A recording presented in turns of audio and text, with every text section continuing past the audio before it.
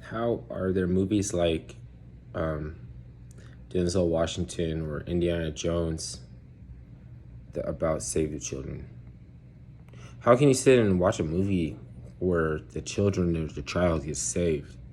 Because we know that, I mean, we live in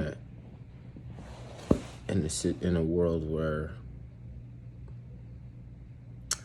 it's convoluted and corrupt and convoluted, and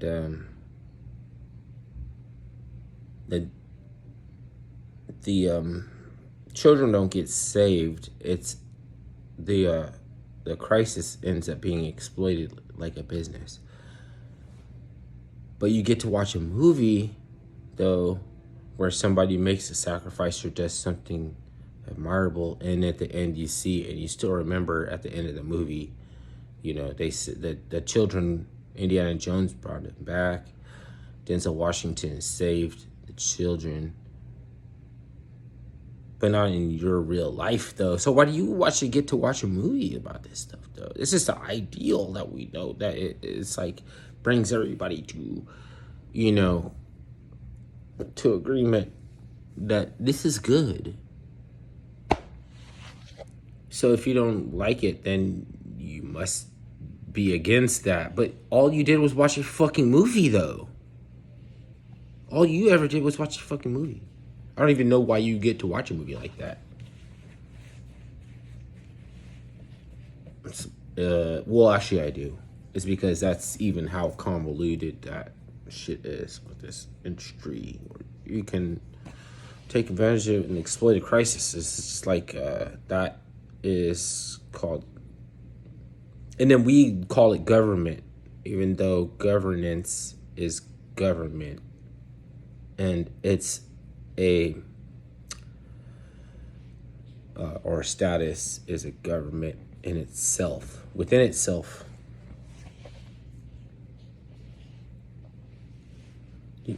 We have these actors, members vying for representation to do the thing and finally be done with it. Then you already have.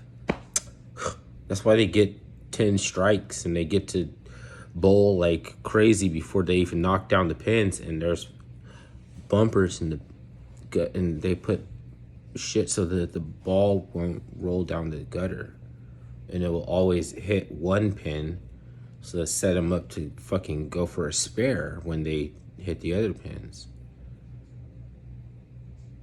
You could strike out, but they can't strike out.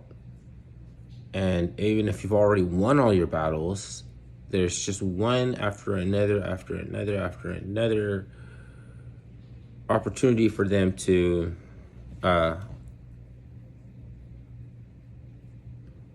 basically not strike out. Who am I talking about?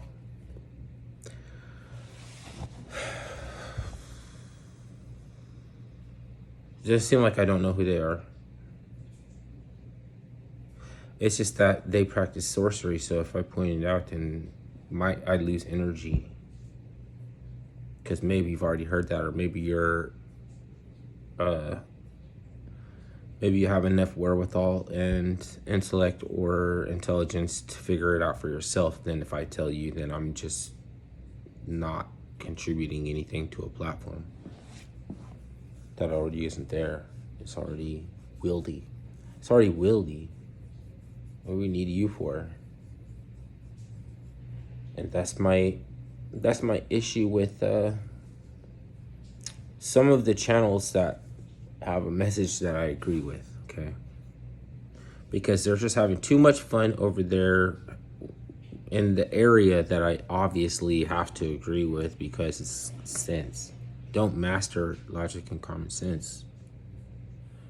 Because you're also being used again to dichotomize, even though you're right. Even though you have valid positions and points and everything, and nobody can argue, it doesn't still fucking matter. Because you're not going to be able to get a rise out of me by suggesting that I drink soy lattes and vote for Biden. if I didn't vote for Biden and I drank fucking straight coffee with cream and sugar. The fuck is weird. It's weird, man. There isn't even any astral currency in the shit. Like, okay, you may not believe in astral currency, but when you understand it can't be discounted, you know what it is. You know it works still to this day when karma can't work because there's just way too many people. It's not a bad thing that karma doesn't work or that there's way too many people. It's just too many people for karma to work. I don't need karma to work because astral currency can't be discounted. You cannot keep what on behalf of enthusiasm is contributed to a platform position in the first place. You might be able to drive it around and, you know, what's it called? Burn rubber and do donuts, but you have to give that whip back to the rightful proprietor, to the rightful contributor, who it belongs to. You just landed and fell in your lap or something. And that's fine, and you can borrow it, but you can't keep it. You can't keep it because it can't be discounted. It's just like a thing. Do you understand? Like, I don't gotta beat it into your head or anybody's head, you know.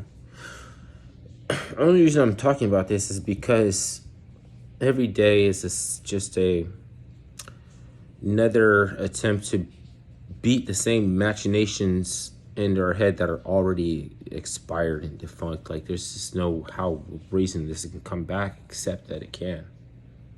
There's no way in hell that it's gonna come back except that it will, and it can, and it will. You know, like there's gonna be another lockdown. I can't see how people could put up with another managed germ scare for, you know, robust, you know, to get revenue to fucking get people to take flu shots again, because the only reason that you have a COVID scare in the first place is because less people were taking the fucking flu shot before Wuhan and all that shit. We were like over the flu shot. We weren't taking it. And so while they go on and say that it's a flu season and everything, they weren't getting a flu season. That's supposed to be a good thing, right? Well, it turned out that it wasn't, okay? So now you have a germ scare, okay? So how does it, you know, you need a fucking glorified salesman and a title that sounds like he's a doctor willing to take accountability like the Surgeon General would for their advice or something like that, but it's not, and that's why the Surgeon General was nowhere near that shit. Because a surgeon, you're not a virologist, you're a surgeon. You gotta split hairs and everything and go beating around the bush and going back and forth with these. And all, if you find out that all it ever is that they look for a facet of limbo and jeopardy that you would prefer to live in instead of what you have, you know, that you might be taking for granted or something until whatever comes along better. So they take the energy that of you be getting to you when because change is changing and everything. When things turn in your favor, they won't, because you know about a thing that we have no choice, and you're looking for a fortitudinal characteristic facet or something, like it's not there. So instead of compassion, you're mindfulness or something.